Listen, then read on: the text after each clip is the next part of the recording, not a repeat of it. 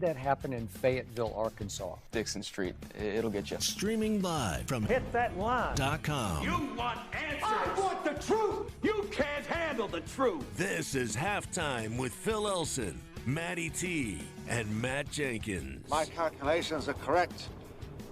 When this baby hits 88 miles per hour, you're going to see some serious... Jones for the win. He got it. He got it. He got it. Mason Jones banks in a three with 0.1 seconds to play. Hey, hold on. It's almost halftime.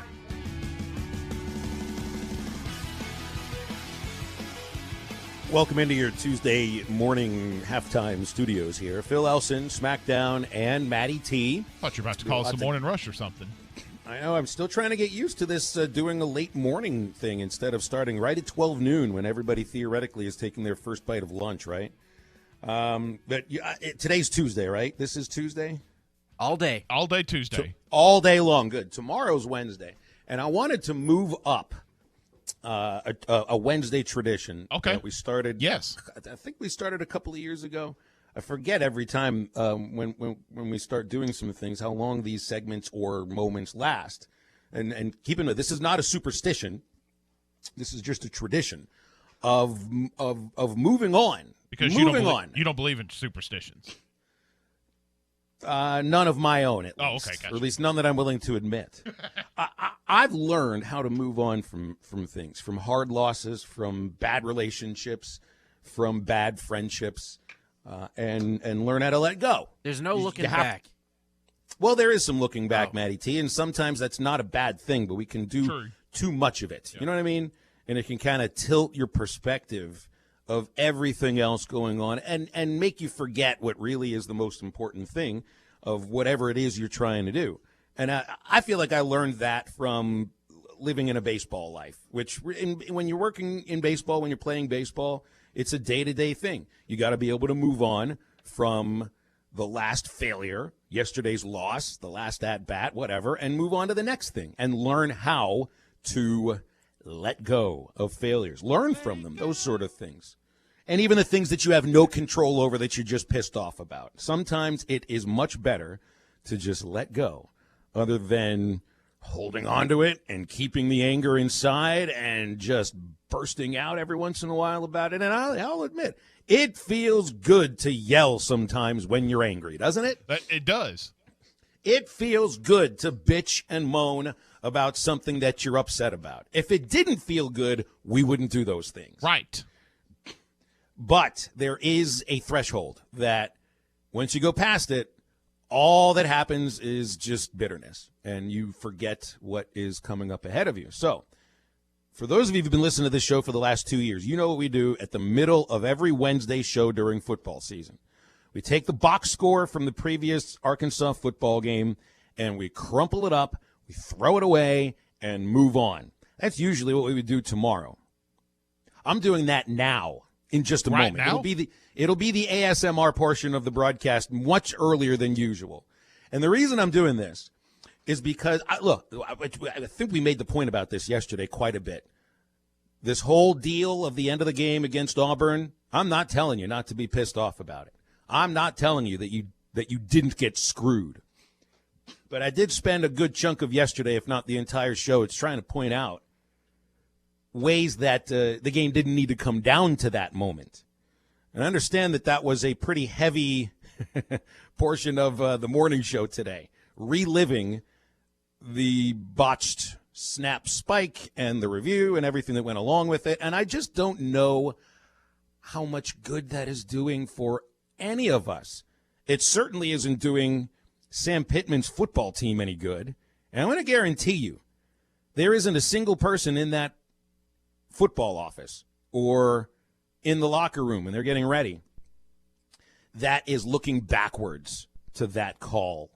They're not. I don't think the coaching staff will allow that. When you hear the things that Sam Pittman said exactly about that call on Saturday, he's moving past it. You know why? You've got a game on Saturday against the Ole Miss Rebels, and that's also a winnable game. And they present a pretty heavy challenge. Because how many? Certainly on the offensive side of the ball. I think we need to move on a little earlier than usual, SmackDown. What says you? I agree. I mean, when you're going up against a team that scored 48, against Alabama, who, I mean, has had a pretty vaulted defense as far as the existence when Nick Saban's been there, it's time to move on. I get it. We said it yesterday when we started the show. Like, there's a 24-hour rule for celebrating a win for Razorback football. You had one day yesterday to bitch, moan, cry, complain about everything that was happening yesterday with the call. I get it. It was bad. It's time to move on because you've got a pretty hefty, not a hefty opponent, but you got somebody this coming Saturday that you can beat, you should beat, but you're gonna have to buckle up and be ready to rock and roll. Well, and also rather than focus on the call at the end of the Auburn game, I think it's more constructive for all of us, certainly for the football team and the coaches, to focus on the things that they can control to improve upon. The special teams, the tackling, the run blocking, those sort of things. Exactly. That actually you can control and has more to do with winning or losing a football game than a bad call at the end of the game. So, I mean, if you want to voice your opinion about it, fine. We're going to answer the phones here, right? We'll have your text. We don't have to read them live on the air. If you guys bring up the play, we will hang. No, I'm just kidding. We're not going to hang up on you. No, we'll be very nice-ish. 877-377-6963. So this is, I'm just going to do it right now. Let's just pretend. Let's pretend it's Wednesday. It's 12 noon, and stick your ears up to the stereo or whatever it is in your car. And here you go. This is last weekend's game. It's done. It's over with. It's not coming back. The calls are not being changed. Arkansas is not 2-1. Let's move on. SmackDown even tears the paper. That's even better. That's even better. See, and we get a couple of texts here from people that I think understand what we're trying to focus on here. Bradford says you got to focus on Ole Miss with a P replacing the M.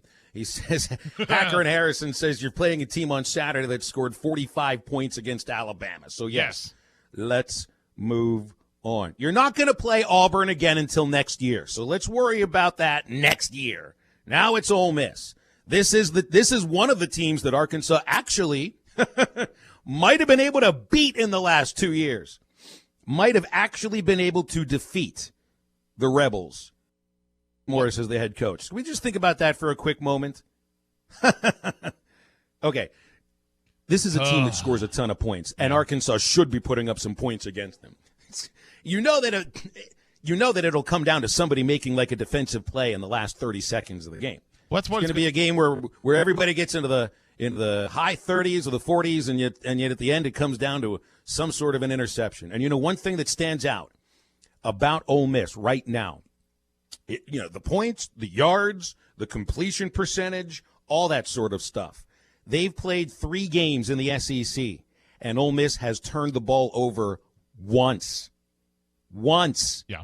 Haven't fumbled it yet. Not even an unrecovered fumble by the defense. They have not let go of the ball once. And Matt Corral, for all the back and forth of coming off the bench last year, the kid's thrown 1 interception while completing 77% of his passes. So you are facing an offense that is running at an extremely high caliber right now, with a quarterback with an outstanding arm, with 2 running backs of different styles that are running hard and running well, with an offensive line that is blocking for them, with a wide receiver in Elijah Moore that destroyed Arkansas last year, and with a tight end that came out of Temple who has scored 4 touchdowns, and an offense that does not come out of the red zone without points, usually touchdowns. That's what you're facing on Saturday. So, yes, is this a winnable game? You're damn right it is.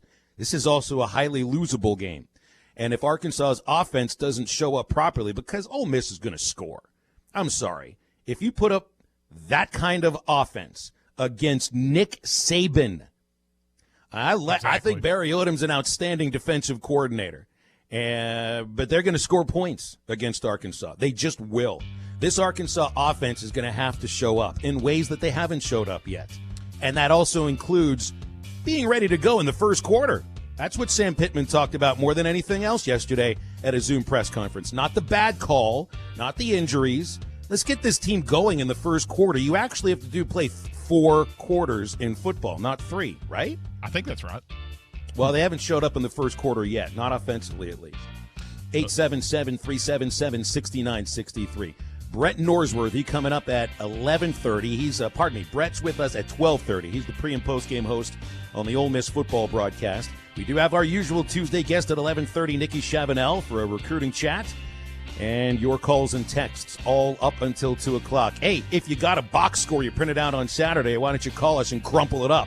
It'll be ASMR for our ears. And halftime's back after this with calls from you.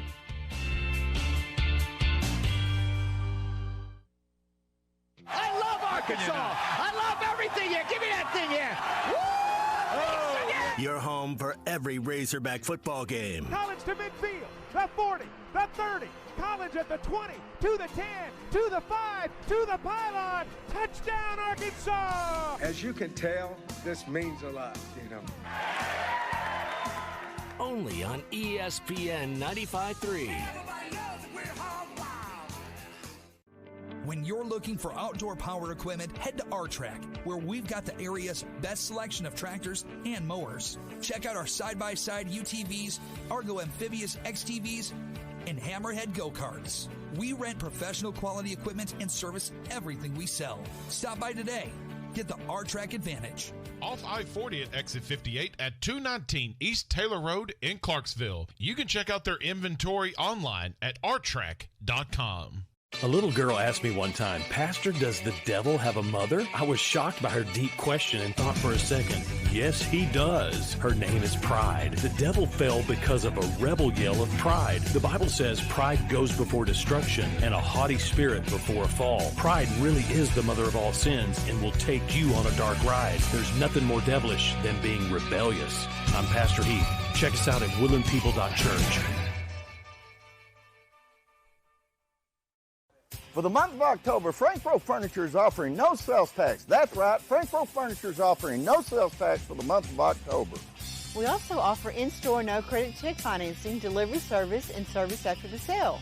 At Frankfurt Furniture, we are family-owned, and we pride ourselves in carrying as many made-in-the-USA products as possible. Remember, in October, no sales tax at Frankfurt Furniture, your made-in-the-USA headquarters. Frankfurt Furniture, best seats in the house. Find experience. The team at the law offices of Craig L. Cook understand the definition of work. Real work. Working for you. Whether you've been injured in an auto accident, on the job, a victim of nursing home negligence, or need help navigating bankruptcy, Social Security, wills, trusts, estates, or family law issues, Craig Cook will go to work for you. Call us today, 479-783-8000. The law offices of Craig L. Cook, with locations in Arkansas and Oklahoma. We work for working people. In this moment, who has your back? Do you know the name of your insurance agent? Does your insurance agent know your name? Or would you call a 1-800 number that connects you with who? Another state? Another country? Get a local independent insurance agent with Auto Owners Insurance. Someone you can call when the bad stuff happens. In this moment, get an agent who will protect you in that moment. Call Kohler & Green Insurance in Fort Smith, 484-9888, or in Van Buren, 474-9888, and online at kohlergreen.com. B&J Comfort Solutions provides home comfort and energy solutions to the River Valley, specializing in residential sales, service, and installation, offering only the absolute best customer service around. Call them for any of your service, maintenance, or replacement needs. B&J Comfort Solutions offer an industry-leading 5-year labor warranty on all new system installations. Veteran-owned and operated, and satisfaction is always guaranteed. Contact B&J Comfort Solutions today at 479-646-0284. Standard Materials Group has immediate openings for ready-mix drivers in the Northwest Arkansas area. If you have a CDL license without an automatic restriction and want to be home every night, want to work with a company that offers great pay, benefits, and a great team environment with growth opportunities, apply today at jobs.crh.com. Again, that's jobs.crh.com. Standard Materials Group is an equal opportunity employer. This is ESPN 95.3.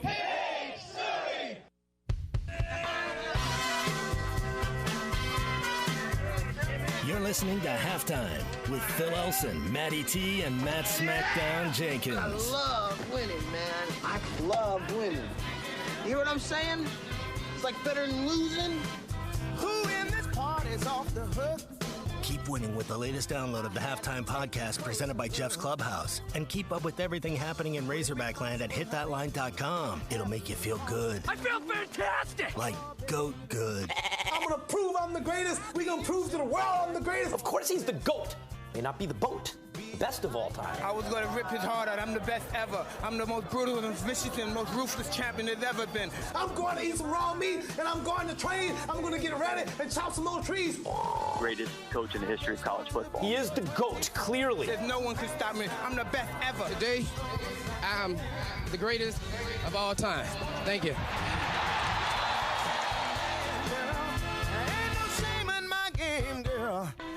Well, I'd ask y'all to quit writing about it and talking about it. That would help. You know what? No matter what happened, the outcome was the outcome, and we can't change it. Even if there was a mistake made, even if whatever, we can't change it. I never spoke to our team one time in the locker room about officiating. Not one, and will not today. It is what it is.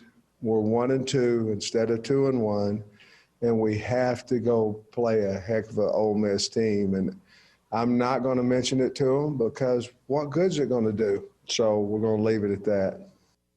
I mean, you can't blame any of the media members for asking Coach Pittman about that, but you also can't be surprised at the answer. No. Coaches are usually really good at moving on from a moment like that, and maybe some aren't. I just have a sense Sam Pittman is.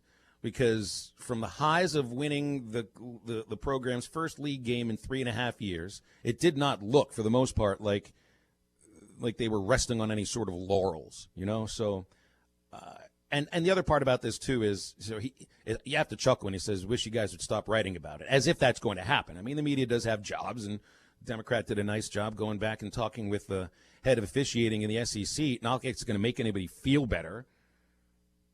But we can move on. Radio hosts can move on, maybe better than the print journalists, perhaps. We'll see. We can also move on to Cody, who's here on Halftime. He's called us up. You can do the same at 877-377-6963. Good morning, Cody. It's all you. What's up? Good morning, guys. Hope you are doing well. Good, my friend. Good. Hey, love Pittman. Love everything he's about. Love the effort we showed in the 3 quarters of last Saturday's game. I'm moved on past it. If you're Pittman, though, man, I know that play was unfortunate. We truly did win that game, but at the same time, there's definitely things that we could have done better to win that game, you know, and there's a few things. So the media has their job. Thankfully, you have people that hold you accountable in life, and not just the players or the fans or all of us. The coaches have things to improve on. So, I mean, you got to look at it every way. You got to be open-minded to it, Sam. I think that the special teams was pretty bad. It's terrible, honestly. Auburn special teams, they kicked the game-winning field goal. There's really no excuse there. If they were able to do it, you should have. We missed a field goal, extra point. You put in a quarterback. You put in a quarterback in the red zone, which already hasn't worked before. So you did the same thing that hadn't worked before. You got the same result.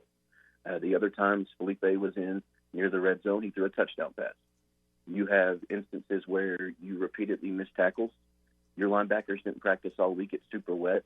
Well, maybe you put in maybe they're not as good. Maybe they tackle a little bit better because they're not as banged up. There's just a lot of different ways you can look at this. Pittman's got to be more open-minded. I love him. He's a great coach. By no means am I getting on to Pittman or saying any of that. I just think that you got to look at every option. You got to get better all around. Now, here's my biggest question. There's another talk show that they do in the morning, but they have already said that we're going to have absences this weekend against Ole Miss, and the players include Rakeem Boyd, Treylon Burks, Bumper Pool, and Buster Brown. Is there truth to that? Has something been released, like a statement from Pittman or released from the athletic department that I just haven't seen? I didn't hear anything about it on the morning rush or this far. On your guys' show, do you guys have any information to that saying that that's valid? I personally wouldn't believe that, and I'm basing that solely off of Sam Pittman never announcing injury reports during press conferences or anything like that. Right. So I don't know about Phil. Phil, you jump in. To me, I'm not buying anything until one of our guys, like Tom Murphy, Bob Hull, Clay Henry, one of those guys says it, and they notice it on game day, who's out there warming up. I don't think he would have announced that now. That's just me, Phil. Pittman wouldn't have announced it, and I'm not going to believe anything I see or hear until I actually see these guys on the field or in street clothes. And look, other folks might have certain sources in certain places that they feel they can trust, or maybe some people just get their sources are Hogville or something like that. I'm not getting sources. I'm not getting news off of message boards or anything like that. And I also don't view us as newsbreakers here. So I don't believe that, and I'll wait and see what happens on Saturday. Yeah, maybe just some clickbait right there, I guess. Hey, I do want to talk about this, though, kind of change it away a little bit from the Razorbacks.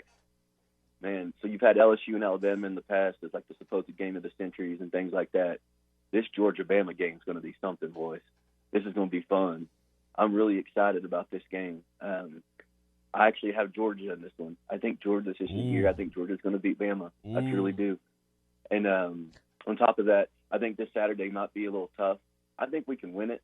I just think that, like you guys said earlier, you're going to have to play better in the first quarter, and you're going to have to put up some points early. But I just wanted to make sure that there's nothing I'd missed or none of us had missed, because when I saw that released by that sports talk host in Northwest Arkansas that has his own, it wasn't just like something I saw on the media boards. I'm not that ignorant, but when I saw that, I immediately was a little nervous, guys. But I hope you have a good day, and let's definitely turn the page. You'll have a good one. That's what we're trying to do. It's exactly what we're trying to do. Thanks for the call, and Cody. I can appreciate anybody that puts out a statement that they feel is true on Twitter.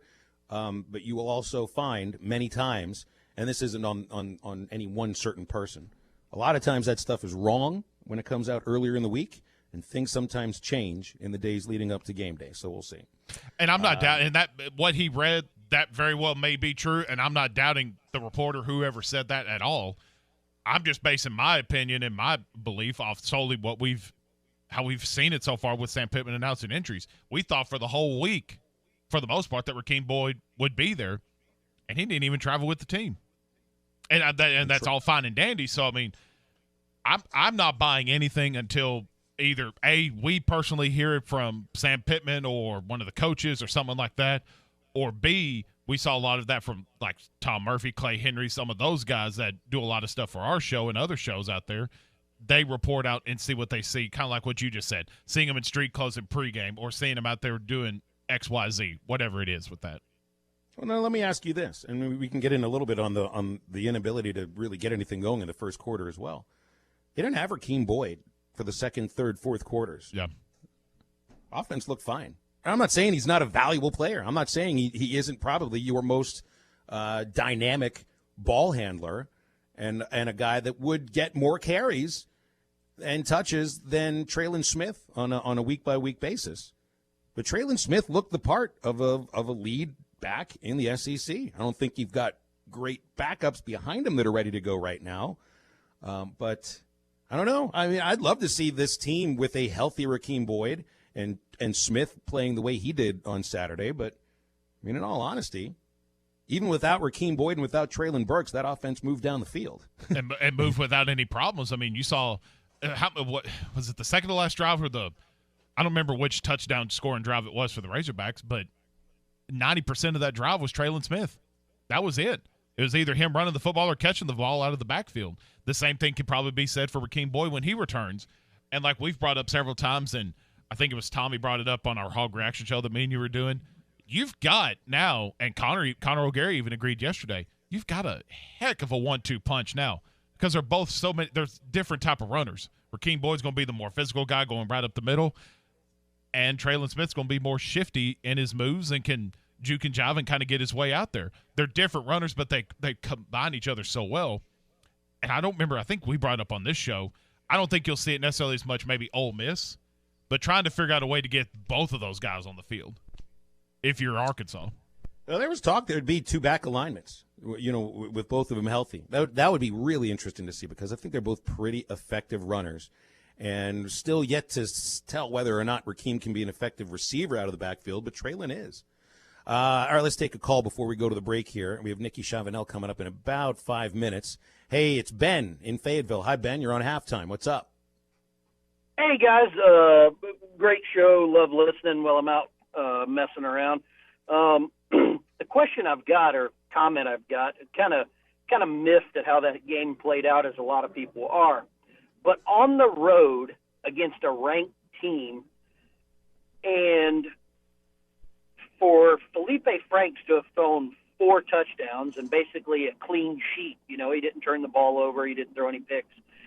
For him to have thrown 4 touchdowns, good yardage, no turnovers, and to come away with a loss, that to me, that bothers me, because the next game, or any game that a quarterback throws 4 touchdowns and you lose, there's other problems than the offense. And I know everybody says the defense is great.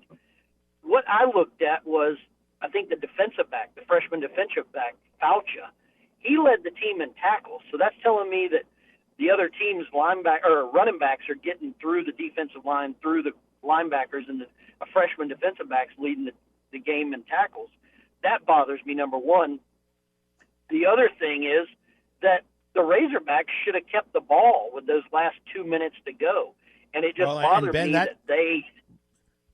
Ben, let me just jump in here for a minute on that. I agree with you 100% on the last drive, and that goes into the idea of what you opened that call with, which is you had, and I crumpled the box score up so I can't reach and grab it.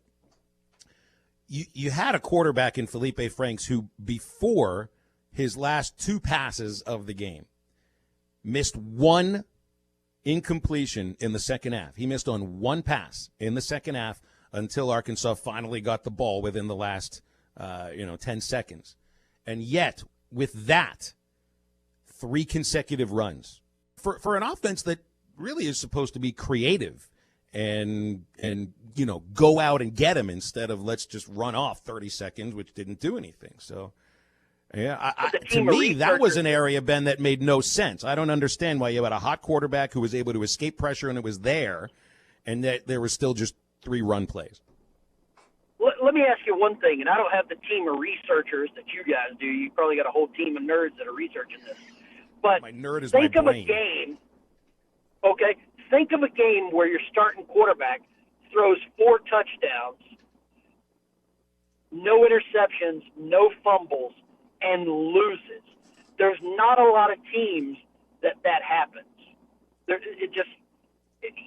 throw 4 touchdowns and a clean sheet, you win about 95+% of those games.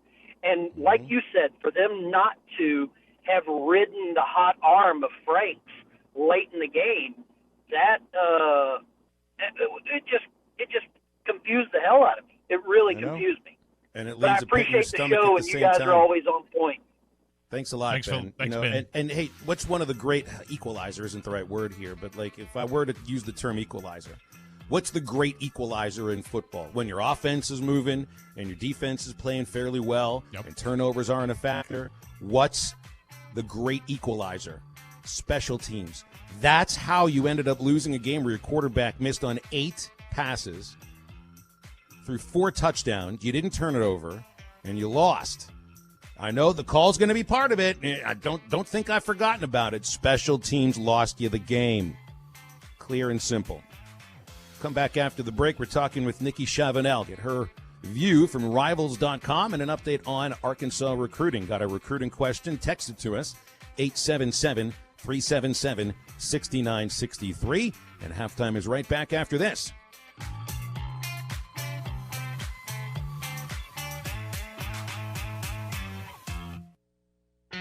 Whitson Morgan Motor Company, your 2020 Dealer Rater Dealer of the Year, has 4 great locations in the River Valley, giving you a huge selection of new and pre-owned vehicles. Choose from Ford, Chrysler, Dodge, Jeep, and Chevrolet vehicles right now at Whitson Morgan Motor Company. See their reviews and compare with others. That many people can't be wrong. Visit Whitson Morgan in Clarksville, Ozark, and Russellville, or log on at whitsonmorgan.com for selections and great deals to serve you today. River River City Bistro is Fort Smith's favorite place for lunch and dinner. Open 7 days a week, both on the open-air patio and air-conditioned dining room for your safety and comfort. River City Bistro is locally owned and open weekdays 11 to 8, Saturdays 10 to 8, and Sundays 10 till 3. Want River City Bistro curbside to go? Just search on Facebook or Instagram for River City Bistro or go to rcbistro.com. River City Bistro, 7320 Rogers Avenue in the Stonewood Village Shopping Center. Was your roof damaged by recent storms? Don't fall victim to out-of-town contractors and fly-by-night repairmen. Trust the local roofing professionals at Able Roofing. Call their local number, 474-0006, for a free roof inspection. Never trust something as important as the roofing system on your home to a storm chaser. Able Roofing, 474-0006, will work with your insurance company. Call now for your free roof inspection, 474-0006. Able Roofing, the hometown roofers. Winter is just around the corner. At AOG, we realize some customers are facing new challenges because of the pandemic. We're here to help. Our customer service team can offer you a wide array of payment options or direct you to utility payment assistance agencies in your area for help. Please call us at 1-800-842-5690 or visit AOGC.com. Thank you for being a valued AOG customer. We're all in this together. Hi, this is Melissa, owner of True Grit Running Company. There's nothing scarier than foot pain. Whether you're suffering from plantar fasciitis, bunions, or maybe you're just sore from being on your feet all day, we have something that can help you. From braces and massage tools to inserts and game-changing shoes handpicked for you, we've got you covered. Don't let hurting feet spook you. Visit us at True Grit Running Company, 6808 Rogers Avenue, Suite B, behind Chick-fil-A.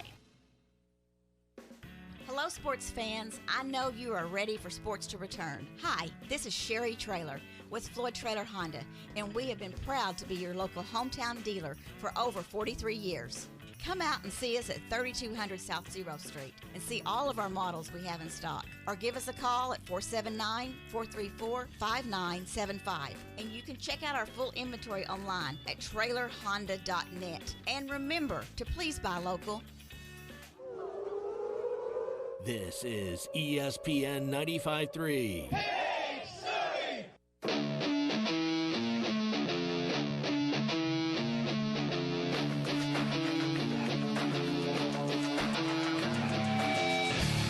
You're listening to Halftime with Phil Elson, Matty T, and Matt Smackdown Jenkins. Bennett gives him the ball. Why hit right at the line of scrimmage? It's going to depend on the spot.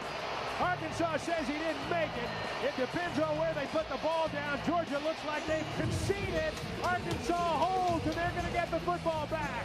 Make sure to follow Halftime on Twitter at HitThatLineAR and on Facebook and Instagram at HitThatLine. All right, back on Halftime and going to the phones where Nikki Chavanelle joins us every Tuesday around this time. Reporter, editor, do everything at Rivals covering Arkansas athletics. And Nikki, do we need to bring up the end of the Auburn game? I mean, have we talked about this thing enough? We need to get her thoughts on it. I guess we got to get her thoughts on it. I've tried to move on. I've already crumpled up the box score from Saturday, thrown it on, and tried to move on. We still have people that want to talk about the Auburn game. I'd rather focus on Ole Miss, but, you know, your opinion matters to us. So what do you think happened Saturday? Did that lose them the game, or were there other things, like I keep saying, special teams, tackling, that meant more? I mean, there were, of course, other things, but that specific play would have given them the win. So, I mean, I do look back at the drive right before that where they gave Auburn the ball back after like 32 seconds. Like, you can't do that. You have to create something there. But regardless, it was that one play that ended up making the difference. So, you know, it looked like a backwards pass to me.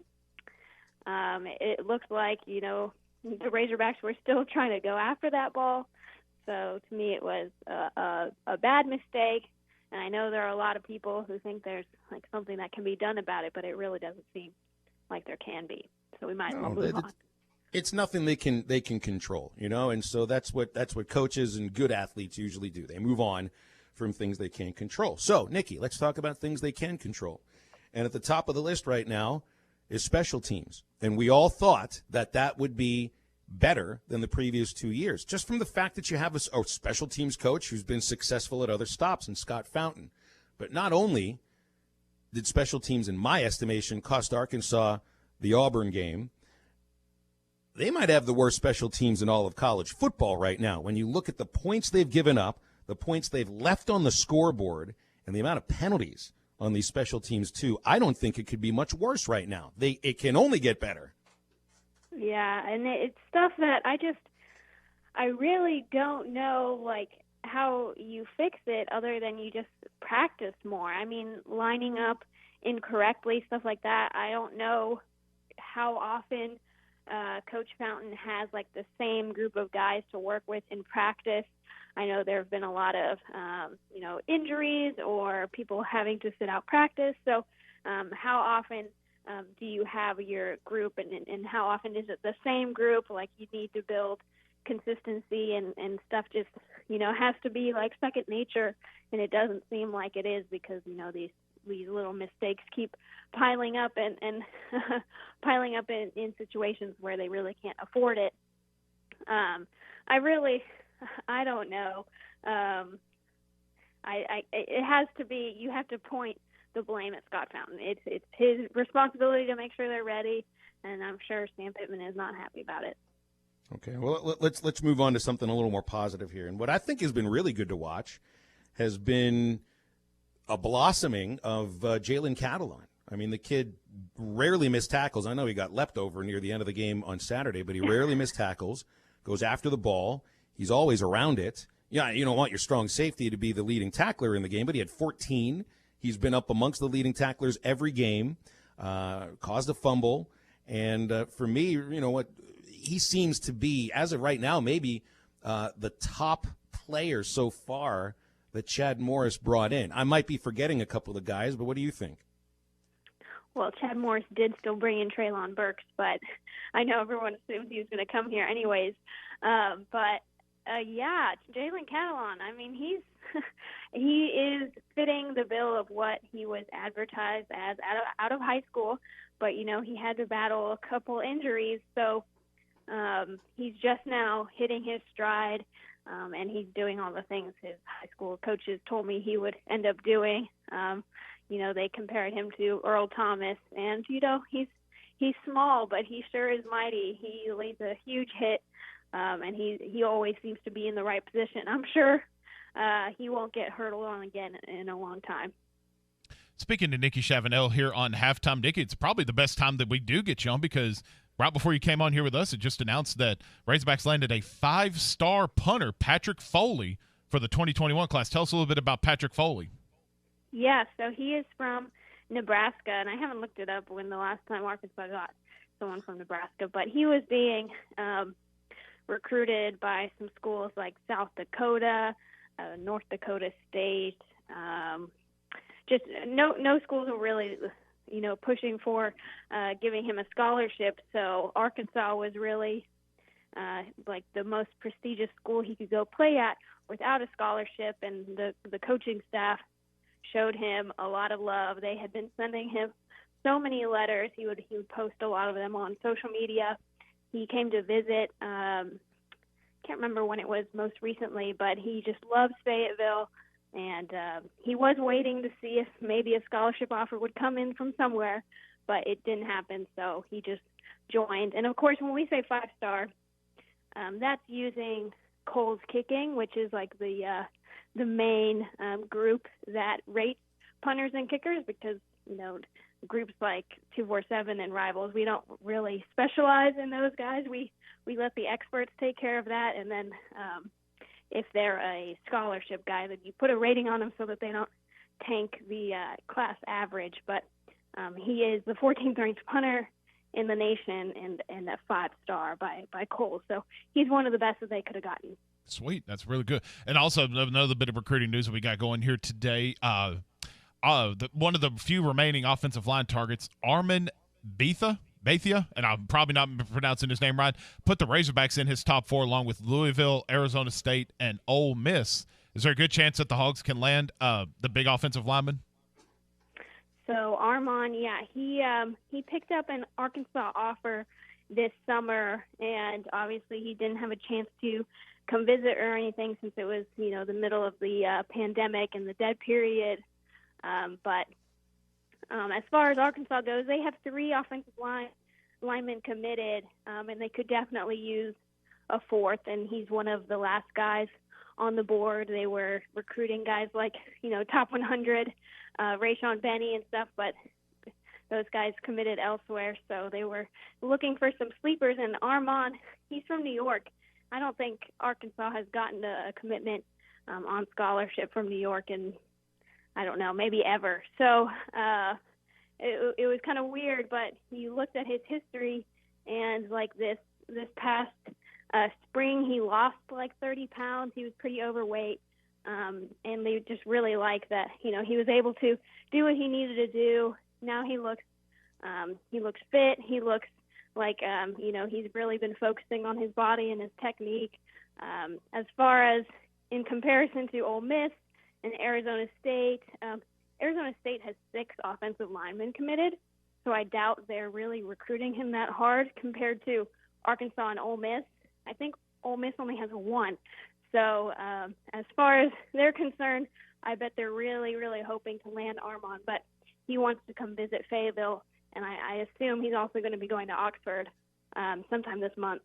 Switching to basketball just for a sec before we let you go here, Nikki. We get Eric Musselman and a couple players today in a press conference today, and get before their first practice of the new season. It feels weird. I mean, we're 3 games into football season. Granted, it's late, but basketball season's right around the corner. What are you looking forward to hearing from Eric Musselman and these players that they've got listed up for the press conference today? I think it's actually tomorrow, right before they head into Excuse me, I'm sorry, tomorrow. I'm sorry. You're good. Yeah, I want to hear how the team is coming together chemistry-wise. I want to see, what Eric Musselman thinks of where the team's strengths and weaknesses are. Obviously, last season they had a small roster, so we kind of knew what their weaknesses would be, but he's had a lot of time to work with them this off-season during their, quote-unquote camp time. So I want to see what he thinks of his guys, and I want to see how the young, highly touted freshmen are doing as well. Nikki, I want to finish on a thought about linebackers, because it's going to be a really young group next year. You've got some veteran guys there that are holding the fort down and maybe doing it with one arm tied behind their back at the same time. But it looks like after this season you'll be dealing with a pretty youthful group at a position that you haven't had a lot of depth with for a long time. So what's the recruiting situation and the commit situation with linebackers for next year? Oh, yeah. Well, they have a couple committed, Marco Avant from Jonesboro and Jermaine Hamilton-Jordan, who's more of a nickel linebacker type. So they've got a couple committed. I'm not sure they'll go after any more for this class, but I wouldn't be surprised if they looked at the transfer portal. Levi Draper hasn't worked out how they had hoped, but just on I think a Twitter post from one of his family members that he had surgery, so who knows when he'll be back and ready to play for Arkansas. But, because of the legislation that allows seniors to stay without counting against the roster total, they might just ask Grant Morgan to stick around another year. Like that group will only be as young as they want it to be, I think. So if they can get guys to stick around, it'll be all right. But they do need to start developing some of these younger guys, like Zach Zymas. He hasn't participated much, and then we haven't really heard of any of the, true freshman guys coming along. And speaking of legislation, I know I forget which committee it is that made the recommendation to the D1 Council about football, basketball, and I think some other sports too, where they're going to allow now one free transfer, no matter what year you are or how many years of eligibility you have left, one free transfer that you don't have to sit out a full season. This isn't legislated yet, but they're supposed to vote on this in January? Yeah, that's correct, and that is going to be huge. I mean, can you imagine Eric Musselman working to put together a roster when he doesn't even have to have guys sit out? He's gonna kill it with that legislation. But for football, it's gonna be great as well. There's gonna be a lot of talent around the country not getting a lot of reps, and Arkansas is gonna be able to bring those guys in and play right away. Free agency makes it to college sports. I got no problem with it, by the way. It's just what it seems like. Nikki, always appreciate conversing with you. Thanks so much. We'll do it next week. Thanks, guys. Nikki Chavanelle, reporter, editor, do everything along with Hutch at Rivals. Don't forget, if you're looking for a new or used RV, check out Wheels RV in Springdale. They're 5 miles west off Exit 72, right under the Tawnytown Water Tower. Also at wheelsrv.net. They've been in business over 20 years in Northwest Arkansas. But Lee and Chris, new owners, have dedicated themselves to customer service. Plus, they stock all the great travel trailers that you've heard of. Brands like Grand Design, Forest River Vibe, KZ Sportsman, and the Paradigm Fifth Wheel. It's the hottest new fifth wheel in the industry from Alliance RV. They're also the only lifetime warranty dealer in Northwest Arkansas and the River Valley. Get your top dollar for trades. Best deals on new RVs. That's Wheels RV in Springdale, underneath the Tawnytown Water Tower, and at wheelsrv.net. First hour wraps up next. Your locally owned TGI Fridays in Fort Smith is now open for dine-in, curbside to-go, and delivery for both lunch and dinner, 7 days a week. TGI Fridays is taking your safety seriously, following every guideline. Enjoy Fridays favorites like appetizers, burgers, sandwiches, salads, all the great Fridays, signature entrees, kids' meals, and great desserts. TGI Fridays, now open for dine-in, curbside to-go, and delivery. Call 479-484-0906. That's 484-0906. Or order online at Fridays.com. Your locally owned TGI Fridays at I-540 in Rogers and Fort Smith. What do you get when you pull into Tony's Tire Service? You get the best selection of tires for any car, truck, or commercial vehicle. Tony's Tire Service has Cooper tires and is ready to serve you to get you back on the road safely. They'll also get your vehicle fixed with brake replacements, plus an alignment with the best repair guy in the area. Tony's Tire Service has been serving the River Valley for over 34 years. Come let our guys replace your tires with Cooper tires and our service department to make sure the vehicle has the best brakes and alignments. Tony's Tire Service, 7200 South 28th Street in Fort Smith. Service you can depend on. Do you have sleep apnea? Are you tired of dealing with a CPAP every night? The noise, the constant cleaning. Your wife telling you she can't take the noise anymore. Dr. Bo Sparkman at Family Dental Care of Fort Smith can help you with sleep apnea with a custom dental appliance that allows you to get rid of that annoying CPAP. Dr. Sparkman has years of experience and has treated hundreds of patients just like you. Call for your appointment today, 785-1419. That's 785-1419. Get rid of your CPAP with Family Dental Care of Fort Smith. For the month of October, Frank Bro Furniture is offering no sales tax. That's right, Frank Bro Furniture is offering no sales tax for the month of October.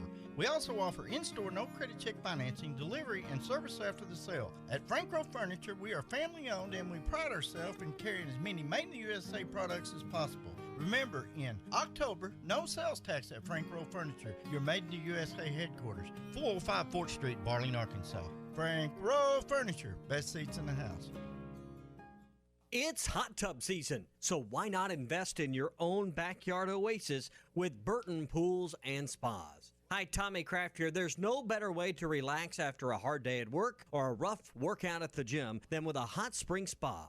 And right now, Burton Pools and Spas has everything you need. Hot tubs starting as low as $28.95, and these prices include delivery, cover, and startup chemicals. Hot tubs are great for reducing stress, those achy muscles that won't go away, and helping you get a better night's sleep. Also, check out the Endless Pool Fitness Systems with Burton Pools and Spas. A great way to swim year-round and stay healthy in your pool. Ask about it at Burton Pools and Spas. Also, look at the great end-of-season deals on pool accessories, big green eggs, and outdoor living furniture. Burton Pools and Spas in Springdale and in Fort Smith, and online at burtonpools.com. Burton Pools and Spas, they're your source for backyard fun. Hi folks, Larry Rath here from Rath Auto Resources. I'm shocked it's October already. This year's gone by so fast it's scary. Now I'm afraid I'm not going to hit my goals, so I'm rolling out my most shocking deals yet. It's my Shocktober sales event. Swap your current car for one of our Rath Road Ready vehicles, each one hand-picked and inspected in our Meineke Car Care Center,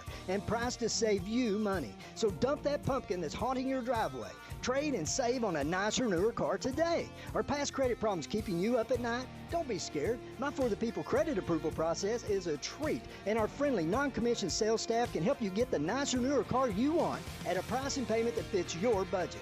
Keeping the car you have? Let us get it ready for fall in our Meineke Car Care Center with half-off brakes, buy 3, get 1 free on all tires, or call ahead and set up your free winter-ready inspection. It's the Shocktober sales event, only in Arkansas's favorite used car dealer, Rath Auto Resources and the Meineke Car Care Center, 4515 Towson Avenue, Fort Smith, or online at rathauto.com.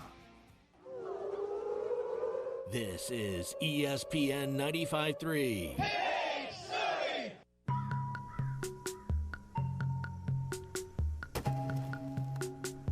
You're listening to Halftime with Phil Elson, Matty T, and Matt Smackdown Jenkins. Who's gonna stop me when there's no one there to stop me but me? Ethos says we come back here to wrap up the first hour of Halftime Smackdown. What is this? It's the new. Now you're gonna have to. You guys are the bigger fans of this than I am, but this is the new Portugal. I've never heard this song. I'm no fan of this yet. I've never heard it. This is Portugal the Man and your boy Weird Al Yankovic. Wait a minute. You're gonna have to explain this to me, Matty T. I thought Weird Al puts out his old albums. Like, when is he joined on someone else's album? That's why I thought too. It's like I'm used to Weird Al doing parody songs, but I guess he's joined up with Portugal the Man. Asked him to be on one of their songs. I don't think he's. I don't think there. Is he singing? Oh, That's that is him. Weird Al. So Portugal the Man is the guy that did Feel It Still. It's a great That's a cool song. Really good song. But that's like 7 years old now, I think. Mm-hmm. Is it really? It's been a I few think years. so. It has been. It sounds like it never aged, though. Give it another 100 years, it'll still sound fresh. Okay, now you got me curious. So Weird Al and 2017. Portugal the Man have put this thing out together. That's fantastic. It feels to me, Matty T, and I think you and I have a decent idea about the rhythms of his career. No, you don't. No, it's not a decent idea. Y'all got a damn good idea of his career. All right, we're geeks. We're There you Weird go. Al There you dorks. go. This Let's is just the best way to put it. Isn't it about time for a new studio album? Isn't it time for number 15? I'm waiting for this. It definitely because it's been is. like 5 years since Mandatory Fun. And you remember that one was a surprise release. It just like within a week or so it came out. So Was it teased like this? Did a song come out like this when Mandatory Fun No. came out? No, but he had a video for like almost every song on there. Yeah, Mandatory started Fun with. I can't. So I mean, it feels like he's ready because he came out with that thing that made The fun of the debate election parody. a couple of weeks ago. It was beautiful. There's this. His 61st birthday is next Friday, by the way. I can't for believe those of you who he's going to be that old. usually listen to our radio show. Next Friday, we're going to have some fun. It won't be 120 minutes of Weird Al, though. All right, I'll guarantee you that. But we will have some different comebacks for that show. But it's about time. It is about time. You scared me when I started playing this. I thought I got the wrong song for you. No, see, I mean, people don't want to take him as a serious musician, but then he really is. He really is. We do need I like wow. all of his original Hold on songs, here. too. Give me one moment here. Here is some big news coming down for the National League Championship Series. Do we? So, I mean, we'll do some baseball stuff later on, too, but the Dodgers losing 5-1 to the Braves yesterday, and they only got, 5 innings out of Walker Buehler? Yeah. They've really just used 2 starting pitchers, or announced 2 starting pitchers for this championship series against the Braves because they're utilizing a different system of matchups for some of their usual starting pitchers, guys like Dustin May and Brewster Gratterall. They've been bringing them out of the bullpen instead to maximize matchups. It's a whole different way of planning your starting rotation in a 7-game series. And what makes it even crazier is there's no off day in this 7-game series. But what that does is it puts some pretty heavy pressure on those 2 starters you're going to use to go deep into a game. One of them you would expect to be able to go deep in a game, and that's Clayton Kershaw. He was scheduled to throw tonight against the Braves, but I know they've scratched him. The Dodgers have had to scratch Clayton Kershaw because of back spasms. This morning. This announced this morning, 6 hours before first pitch at Globe Life Park. So instead of having the multiple Cy Young winning Clayton Kershaw, who looked really good in the first 2 rounds, they're starting a rookie, Tony Gonsolin. Absolutely incredible. So, my gosh, you've got to give the Atlanta Braves a heavy favorite now, not just to win this ball game, but to win the series because, their pitching is solid, is really good. Max Fried yesterday shut down that great Dodger lineup over 6 innings, only allowed 6 base runners. And see, today they've got Ian Anderson going. He's one of those 3 young pitchers along with Kyle Wright and Fried that have been outstanding. They got a good bullpen. I'm going to tell you what, Dodgers are in trouble. And I wouldn't have thought that if Kershaw was healthy and would start today, because he would go out there and shove against this Braves lineup. He's really been that good this year. Without Clayton Kershaw, I'm not even sure how the Dodgers make it through 4 games, to be honest here. This is something else. We're in the best of 7 now, correct? That's right. It was best of 3 for the wild card, best of 5 for the division, and now we're in best of 7. So definitely some time to rebound. So you hope that the Dodgers can try to hold on tonight. Would it come back around for Kershaw to pick, like if this thing goes 6 or 7? Would it come back around? Well, I mean, for him? it really depends, because they could use him tomorrow. I guess if he wakes up in the morning and feels okay, they could use him on Thursday if it's the same situation. I guess it's all a matter of how serious these back spasms are. Have you ever had those? I've had one time in my life, and it was painful, boy. Yeah, for those of you who've had back spasms, you know what this is like. This isn't like you wondering if Walker Buehler really needs a diaper because he's got a blister, which also is a pretty bad pitching injury. But you do understand the situation with the lower back. Yes, and I firmly with the back spasms, because I've suffered that where you might remember this, Matty T. This was on a previous station that you worked at, and I was doing a radio show that you were producing. We were at the Embassy Suites, and just before the show started, my back literally gave out, and I could only do 30 minutes of the show on the floor. RJ had to come with Neil and literally pick me up and carry me out of the hotel, and they put me in RJ's truck on a giant bag of ice, and then brought me home, and I lied in bed for 24 hours without moving. I don't think I would have been able to pitch the next day. I'll never bring it back to the finger blisters. I'll never make fun of pitchers with finger blisters anymore. I stand corrected. I'm sorry. I called him a wuss. It's fine. It's like being a radio host when you bit off half your tongue. That's true. That's very fair. Like you'd be able to do plenty of other jobs, but you won't be able to do your job that day. That's a good point. It is. I stand corrected. Every once in a while, those will come out. Yeah, Dodgers have their backs up against them. As a matter of fact, without Kershaw, I don't even know if there is a wall for the Dodgers to be thrown up against. Wow. 877-377-6963, and back to halftime for the second hour next.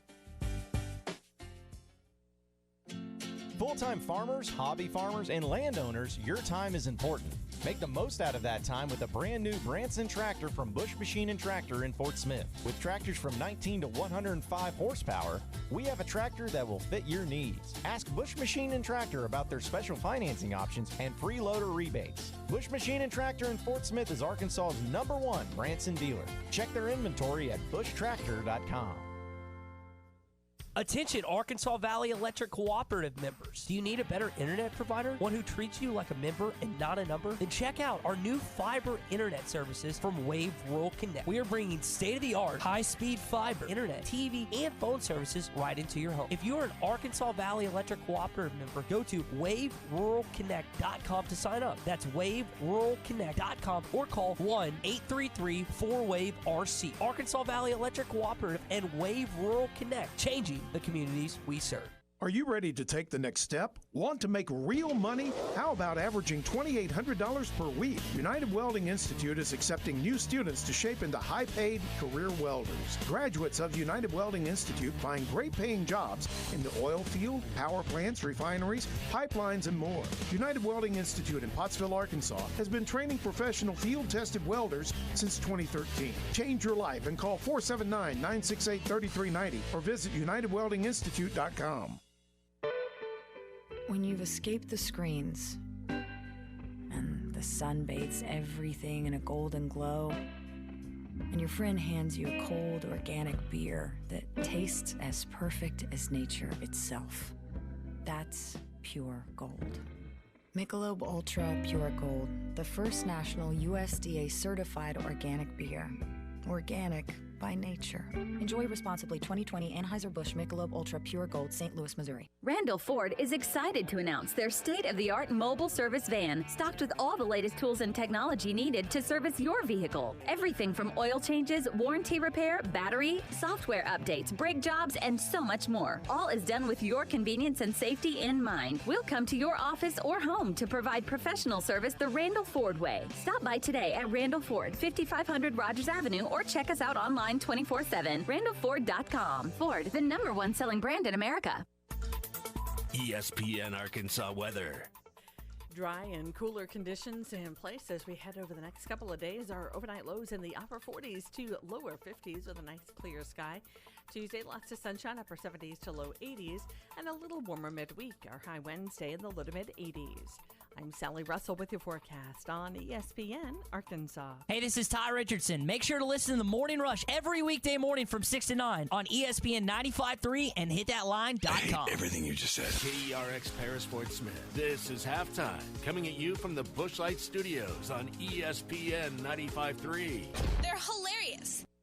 These guys are awesome, baby. You have these guys, ESPN in Arkansas. They do a good job. Live from the Busch Light Studios. I love Arkansas. I love everything here. Give me that thing here. On your favorite Arkansas sports talk station. Why did that happen in Fayetteville, Arkansas? Dixon Street. It'll get you. Streaming live from hitthatline.com. You want answers. I want the truth. You can't handle the truth. This is Halftime with Phil Elson, Matty T, and Matt Jenkins. My calculations are correct. When this baby hits 88 miles per hour, you're going to see some serious... Jones for the win. He got it. He got it. He got it. Mason Jones banks in a three with 0.1 seconds to play. All right, hold on. It's almost halftime.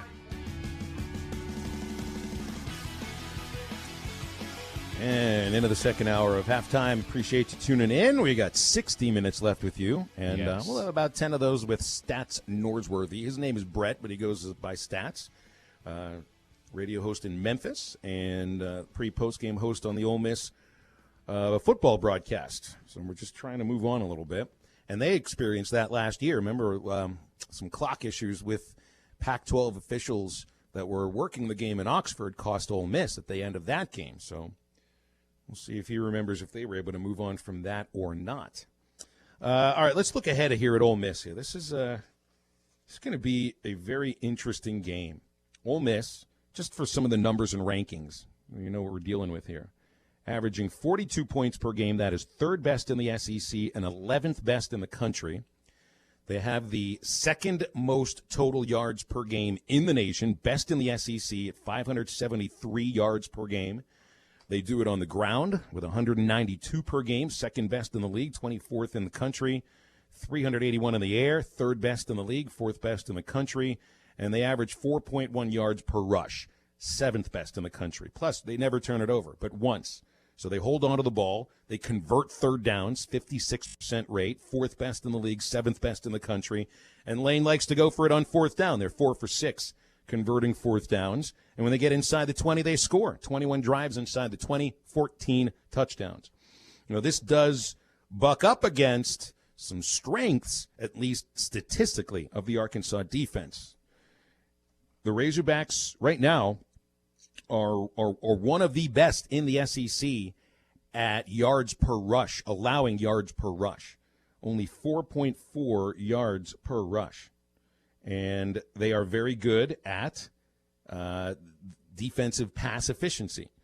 That specifically is their best. And I forget who mentioned it yesterday, but the PFF grades have Arkansas in the top 10 in secondary play. Now, I don't know exactly how you come to the actual number of what pass efficiency is, but to me it means having an efficient pass game. So the number that goes along with this stat doesn't mean much to me, but if they rank second best in this league, and this is a passing league right now, then defensively they've done well. And second in the SEC and eighth in the country in red zone defense. So what you're seeing here is that strengths of the Ole Miss offense are going up against strengths of the Arkansas defense. Now, I misspoke talking about the rush defense. They actually are third to last in the SEC at 4.4 yards per rush. You knew Auburn was going to line up and take it at you, just try to run it over you. That's what Gus likes to do. That's what Chad wanted to do, it looked like, and that's how they move the ball. Ole Miss, I think, has more weapons on the ground than Auburn did. Just think about that for a moment. They have more weapons on the ground than Auburn did. Jerian Ely, outstanding sophomore, also an outfielder for their baseball team. Snoop Connor, and Corral's also a runner, though not at the level of John Reese Plumlee. And I guess that's why we saw Plumlee last year. We thought he'd be the starting quarterback, since he might be the fastest player in the entire league. But it's Corral who's been on target, 77% completion rate. He and Elijah Moore have turned out to be maybe the most dangerous one of the more dangerous combinations, quarterback wide receiver in the league. And they've got a big-time tight end that transferred from Temple just to play in the SEC, who's caught 4 touchdowns. So this is a multi-pronged attack. You know Lane's going to get them up to the line of scrimmage and snap it before Arkansas is ready. You know, it's a defense that might be gassed isn't the right word, but, I mean, you've got it's still not the deepest, defense in the world. It'll be very interesting to see if defensively they can keep up with the sort of pace that Lane is going to try to establish. Is it fair to say that you might be able to go into this game? Granted, I know these two teams are different, but forgive me for what I'll fix to say. Can you go into this with a similar Mississippi State defensive game plan? I don't think it's the same. I don't think it's not the the same. thing. I'll give you that. But passing-wise, because this team will pass, it'll run. It's more balanced than Mississippi State is, but it's still going to be up-tempo. You're going to see a lot of passing. I mean, you can't go 3 in, 8 out. Maybe you could – you saw times in that Auburn game where Arkansas was able to get pressure off of 4. You got pressure off of 5, but you can't go 5 and 6. They'll shred you on the back end. I think there's major differences between those two offenses, and the fact that Ole Miss will run the ball. Mississippi State never and that's did. fair. Like I'm not saying it's going to be the complete same thing, but you can maybe put some of those same tendencies, the same ideas in your mind. Maybe not playing man the whole time, but maybe go zone and go 4 and 7. I don't know. It's a little different from what I was watching, and I saw Andy Staples broke down their offense in the Athletic, and they borrow a lot of offensive tendencies from Kendall Briles' offense at Baylor. I mean, Kendall worked for Lane Kiffin at FAU. Kiffin, when he was working for Saban, researched a lot of the other so-called forward-thinking offenses, differently thinking offenses, and tried to bring some of those aspects to the Alabama offense. And I think he's kept a lot of them. And one of those teams that he focused on was Baylor, and that's where he started the relationship with Kendall Briles. So I think there are some similarities. And one thing that I noticed, one thing that Staples noticed, these aren't my ideas.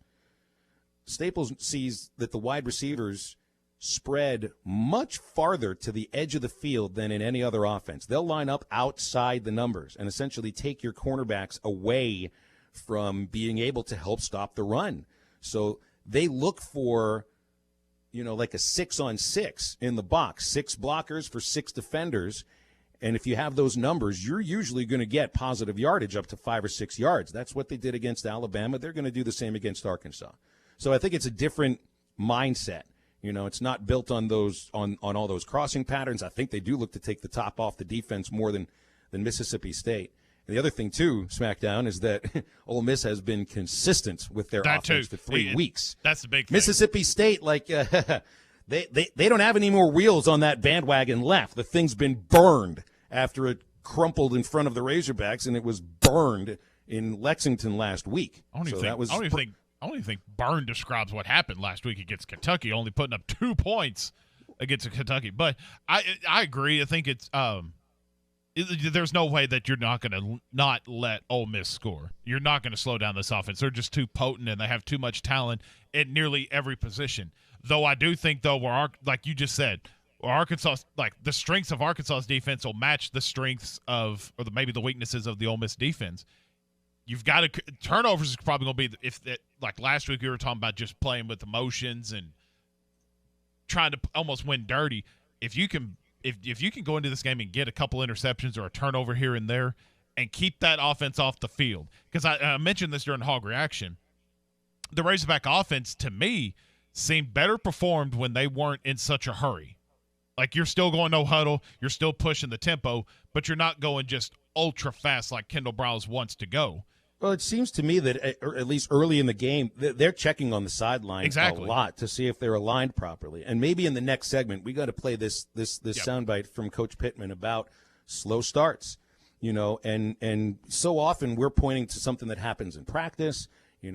Schemes that don't work, personnel that matchups and personnel that don't work well for certain plays. But I think we forget sometimes about the actual buildup to the game during the day. And that's what Sam says has affected Arkansas for these extremely poor starts in the first quarter. And I got into this yesterday, and I think these stats bear repeating.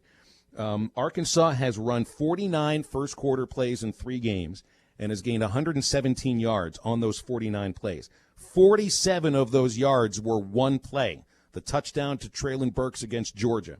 So if you take that play away, if and or all that stuff, I know, but take that play away, the other 48 first-quarter plays for Arkansas have gained a total of 70 yards. That's 1.5 yards per play. That won't do. Yeah. That has to change. Yes, you can't be a team that's supposed to have a high-powered, high-octane offense, but the gas tank is empty in the first quarter. Like, you got to actually show up at the stadium with a full gas tank, and some of it has to do, according to Sam Pittman, with the couple of hours leading up to kickoff. That makes sense. I think that's. And if you go into this game also against Ole Miss, and this offense still is having problems getting moving in the first quarter, is it fair to start raising concerns? Because Ole Miss's defense is garbage. They are. Like, when you also see the possible yards that Alabama could have gained and what they did gain, like, they gained at almost 97% of the yards that they could have gained. That was amazing. Can Arkansas do that? We'll see. 877-377-6963. Back on halftime right after this. I love Arkansas. I love everything here. Give me that thing here. The month of October, Frankfurt Furniture is offering no sales tax. That's right, Frankfurt Furniture is offering no sales tax for the month of October. We also offer in-store no-credit check financing, delivery service, and service after the sale. At Frankfurt Furniture, we are family-owned, and we pride ourselves in carrying as many made-in-the-USA products as possible. Remember, in October, no sales tax at Frankfurt Furniture, your made-in-the-USA headquarters. Frankfurt Furniture, best seats in the house.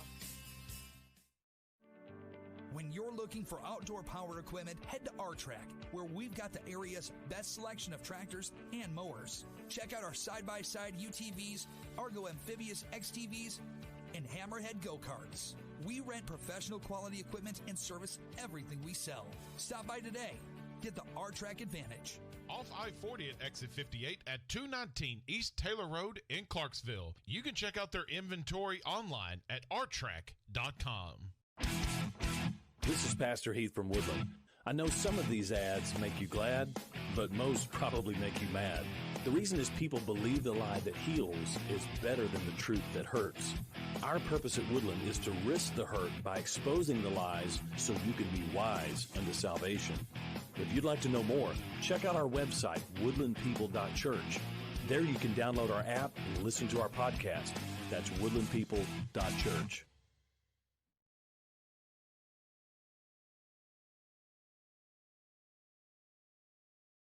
Prime rib. That's right. Premium prime rib on charbroiled Angus beef. And on top of that, melted cheddar cheese sauce. So what are you waiting for? Try the new prime rib and cheddar Angus thick burger from Hardee's.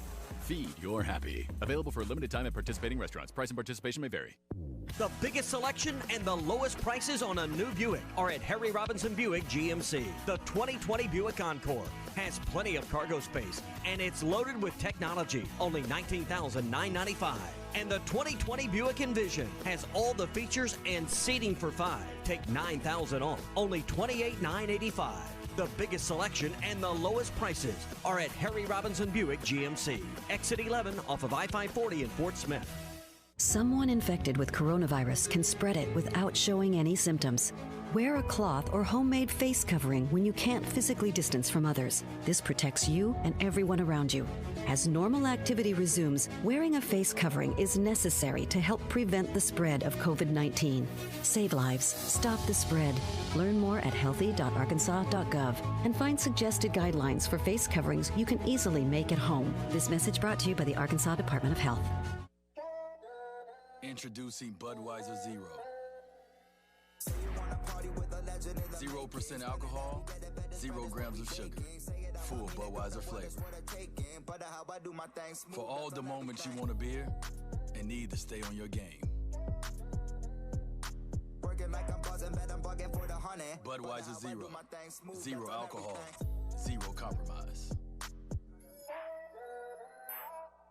Was your roof damaged by recent storms? Don't fall victim to out-of-town contractors and fly-by-night repairmen. Trust the local roofing professionals at Able Roofing. Call their local number, 474-0006, for a free roof inspection. Never trust something as important as the roofing system on your home to a storm chaser. Able Roofing, 474-0006, will work with your insurance company. Call now for your free roof inspection, 474-0006. Able Roofing, the hometown roofers.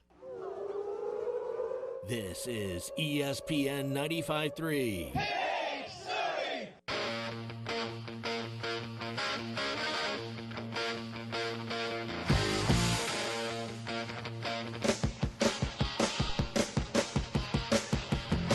You're listening to Halftime with Phil Elson, Matty T, and Matt Smackdown Jenkins. Second down for Mississippi State. Costello rolling to his right. Flags are down. Fires toward the sideline. It's intercepted.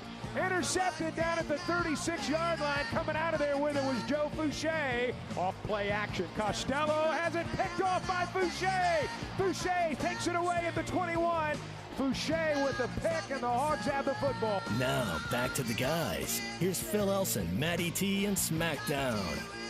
You know what I'm fired up about tonight? What's that? We got Maction on TV. Tuesday night. Oh, wait a minute. That's the NFL. Yeah, that's the NFL. What are you talking about? I thought it was only the MAC that played Tuesday nights. No, nobody cares about the MAC. It's NFL. Or the Sun Belt or something like that. Like, come on, man. Tuesday night Maction is fun. That's what we usually do in the middle of October on a Tuesday night. I watch NFL football. Not in with 2020. Two undefeated teams on a Tuesday night. What is this? Akron versus Miami of Ohio? Exactly. Not in 2020, though. No, it's the Bills and the Titans. Titans. Sexy I guess matchup. they haven't reported any COVID cases for a few days now, right? And the Bills have just been waiting to find out when they're going to play this game for a good long while now. So Tuesday night football. This doesn't equate. I don't remember any Tuesday night football games. Have there been some NFL football games on a Tuesday night before? I genuinely can't remember if there ever has been. So I don't know. It's odd seeing that. I mean, we've been adjusting schedules. I know the Chiefs game is getting moved. It was supposed to be, I believe it's like this coming Thursday. It's moved to Monday or something like that. But there's been so many games that have been adjusted and moved, partly because of the Titans game, and then now you got like the Patriots outbreak that's happened a little bit with the Chiefs, and it's 2020, man. That's all you can say. Well, let me ask you this, Nami. What are you going to do without the Vanderbilt, Missouri game on Saturday? Like that ruins the Saturday, doesn't it? It really does. My friends are coming over Saturday. We were going to watch that game to get us in preparation for Arkansas Ole Miss. We could get the juices flowing for the game of the year in the SEC. That happened quickly too. Like really I mean, did. To have a game postponed on a Monday. Think of all of the other. I mean, not all of the other postponements due to COVID, but a lot of them have come Friday morning of the game in a couple of cases. Yeah. This has got to be the earliest announcement of a postponement that I've seen, at least, and maybe that means good things for the SEC. You know, being honest and truthful about the situation with your position groups instead of sitting on these reports hoping that somebody might test negative or something like that. And so you took the words right out of my, yeah. But like, what if that was Georgia and Alabama that had to get postponed? Like Vanderbilt, Missouri's not going to decide anything in the SEC other than maybe who finishes in last place in the East Division. Though, hey, Mizzou beating LSU, who knows? Is Georgia, Alabama? Like, what game are you going to put on CBS? Their one night slot on a Saturday that CBS has allowed. Who else would they put there? There are no other really great matchups in the SEC this weekend. Usually you'd be all fired up about LSU versus Florida. Like Kyle Trask and that Florida offense might score 100 points the way LSU has been unable to stop anybody. Texas A&M at Mississippi State. I mean, the only thing that's interesting about that game is to see who Mike Leach has kicked off the team before Saturday arrives. Tennessee, Kentucky. I guess that one will be okay. Pretty low scoring. Auburn, South Carolina. Exactly. That's Ole Miss, Arkansas. A lot of people would look at Ole Miss, Arkansas and say, this is going to be a good game. I think it's going to be a really good game. I think is it fair to call that not a rivalry game, but it's always just a good old-fashioned game, Arkansas Ole Miss? Well, I mean, look, I believe that everybody in the SEC West is a rival to Arkansas. Fair. True. You play them every year. You hate them all. Maybe it's a different level of hatred depending on the sport and depending on the school.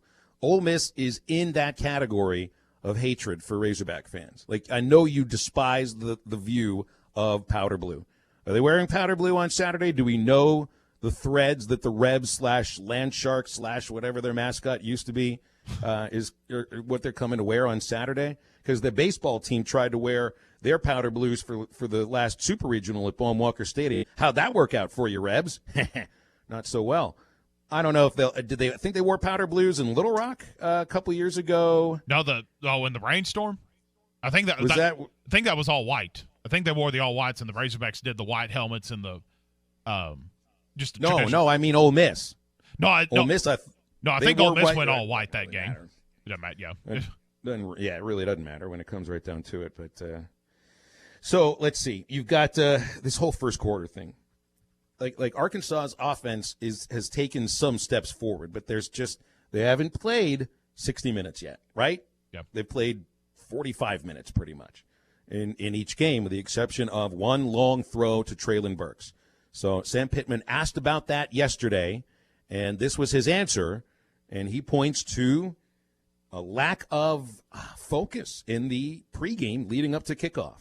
All of that, to me, directly relates to our pregame. We don't start fast because we don't start pregame fast. We're out there basically going, hey, look at me, look how good I look in my uniform, and not getting ready for the game. And that's got to stop. And that's our fault. That's my fault. We got to get our players going in pregame warm-ups. We've got to knock heads a little bit. We've got to run routes faster. We got to catch balls. And we didn't hardly catch a ball in pregame. Therefore, we started very slow. I believe everything matters, and I believe everything correlates to winning if you do it the correct way, and we did not, and that starts in pregame warm-ups. It's really interesting to hear him talk about that. And I hear other coaches in other sports say the same thing. In basketball, if you don't take your layup line seriously, if you're not taking your jump shot seriously and just the shoot around seriously leading up to the game, it can show itself during the first few minutes or in the entire game. Dave Van Horn says the same thing about the way guys take batting practice or the way a pitcher looks in the bullpen. It's about, look, the game is between, when the clock starts and when it ends. But your focus and your preparation, aside from the 6 days leading up to the game, is all about when you wake up the morning of the game and how serious you take the job that you have to do. So I find it truly shocking if they weren't catching any balls during the pregame warm-up. That makes no sense to me whatsoever. Shouldn't a quarterback always be warming up his arm leading up to kickoff? Shouldn't wide receivers always be working on looking the ball into the hands and everything that they would do during the game in and of itself? Yes, I know that you guys look great in those uniforms. The helmets are nice and shiny, and you're fired up to be on a football field, and maybe you thought you wouldn't play.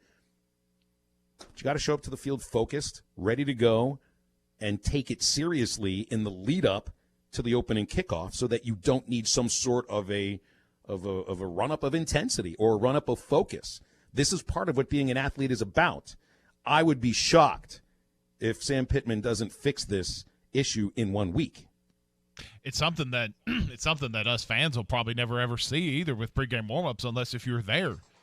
And it's part of it. I mean, when you're a kid, we were all at that point, and I've been that way too. At pregame, it's nice and show, and then you got, in particular on the high school level, because I've seen it all the time on the high school level, you've got your 5 or 6. And I'll bring it basketball just because that's what I'm more familiar with. You've got your 5 or 6 guys that are your starters, and they know what's at hand.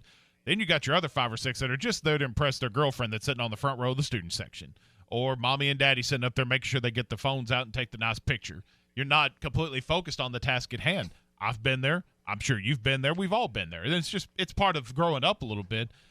And it's something I completely agree. If you're not taking your pregame serious or your warm-up or your, in football terms, your route running or whatever it is, you're not taking it seriously, you're not going to perform well. When you got a real answer there from Pittman, too, because, maybe sometimes a team that starts slowly is just trying to feel out the opponent's defense and see what might work and all of that, I mean, he had an opportunity to say that, to deflect the blame from players or from himself, as he took the blame right there in front of the cameras and right in front of the microphone. He says that's on him. The messaging to the players is clear. Show up, ready to go, and who cares what you look like in that uniform? Exactly. And we care what you look like when you catch the ball and take it into the end zone.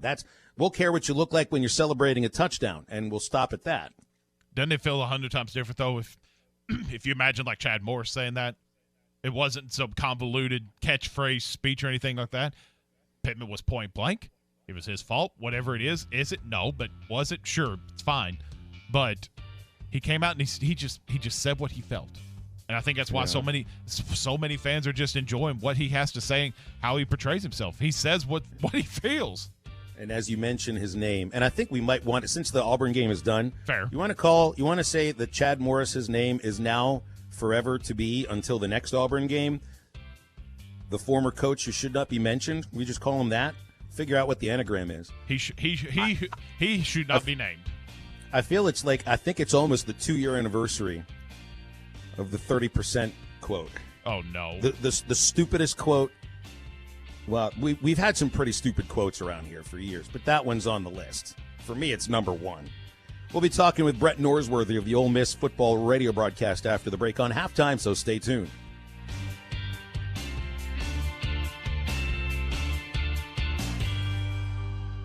Hey, this is David Owen with Washita Farms. We grow hemp in Central Arkansas and process it into full-spectrum CBD products. Washita Farms products are affordably priced and available online or conveniently located at nearly 200 stores across the state. All Washita Farms CBD products are tested at C-Pill Labs in Little Rock to ensure that you will always get what you expect. Find us online today and use this code at checkout. Washita Farms! Go to WashitaFarms.com and use code WPS15 at checkout of your purchase. College football, it's the game you wake up early on Saturdays for, even though kickoff isn't until 7. The game where the Goodyear blimp becomes a Hall of Famer. The game that goes just beyond school, spirit, fandom, or love of the sport. It's the game where the comebacks happen. It's the game where anything can and will happen, as long as you have the drive. Because college football is the game that moves you. We get it because it moves us too. Goodyear, more driven. It's hot tub season, so why not invest in your own backyard oasis with Burton Pools and Spas? Hi, Tommy Kraft here. There's no better way to relax after a hard day at work or a rough workout at the gym than with a hot spring spa. And right now, Burton Pools and Spas has everything you need. Hot tubs starting as low as $28.95, and these prices include delivery, cover, and startup chemicals. Hot tubs are great for reducing stress, those achy muscles that won't go away, and helping you get a better night's sleep. Also, check out the Endless Pool Fitness Systems with Burton Pools and Spas. A great way to swim year-round and stay healthy in your pool. Ask about it at Burton Pools and Spas. Also, look at the great end-of-season deals on pool accessories, big green eggs, and outdoor living furniture. Burton Pools and Spas in Springdale and in Fort Smith, and online at burtonpools.com. Burton Pools and Spas, they're your source for backyard fun. Hertz Car Sales has been serving the River Valley for over 40 years and takes pride in offering exceptional service. Whether you're looking for a car, truck, crossover, or SUV, Hertz offers a big selection of the most popular brands. They're friendly, offer a no-pressure car shopping experience, and their vehicles are high quality and priced competitively. New inventory is arriving daily and trade-ins are always welcome. So make the short drive to 2810 Midland Boulevard, give them a call at 783-1722, or check out their line of quality pre-owned vehicles at buyfromhertz.com.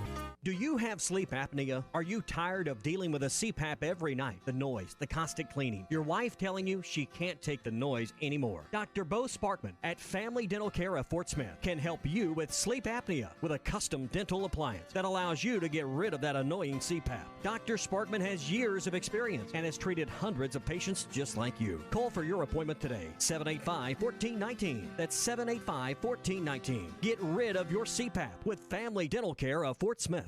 Are you ready to take the next step? Want to make real money? How about averaging $2,800 per week? United Welding Institute is accepting new students to shape into high-paid career welders. Graduates of United Welding Institute find great-paying jobs in the oil field, power plants, refineries, pipelines, and more. United Welding Institute in Pottsville, Arkansas has been training professional field-tested welders since 2013. Change your life and call 479-968-3390 or visit UnitedWeldingInstitute.com. Hi, this is Melissa, owner of True Grit Running Company. There's nothing scarier than foot pain. Whether you're suffering from plantar fasciitis, bunions, or maybe you're just sore from being on your feet all day, we have something that can help you. From braces and massage tools to inserts and game-changing shoes handpicked for you, we've got you covered. Don't let hurting feet spook you. Visit us at True Grit Running Company, 6808 Rogers Avenue, Suite B, behind Chick-fil-A. This is ESPN 95.3.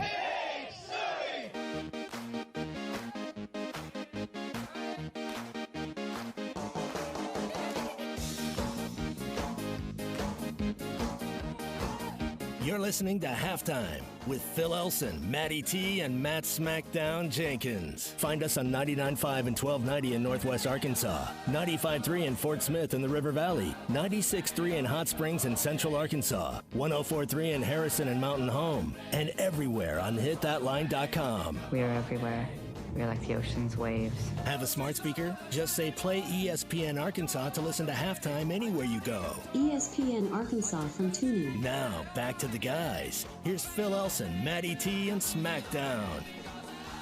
There is nobody in this world that has a greater understanding of the football histories of both the University of Arkansas and the University of Mississippi, other than our current guest that we're bringing on right now here on Halftime, and it's Brett Norsworthy, pre- and halftime post-game host of Ole Miss football. He is sports host in Memphis and joins us right now. We've had him on before, and it's always lots of fun. Brett, how you doing? What's going on these days? Do we have him? I can't imagine my life without both of them in it. I don't think it would have been very fulfilled. I love the University of Arkansas, and I look forward to being there Saturday for homecoming, and at the end of the game, some senior for the Razorbacks will be the winner of the Cripp Hall Award.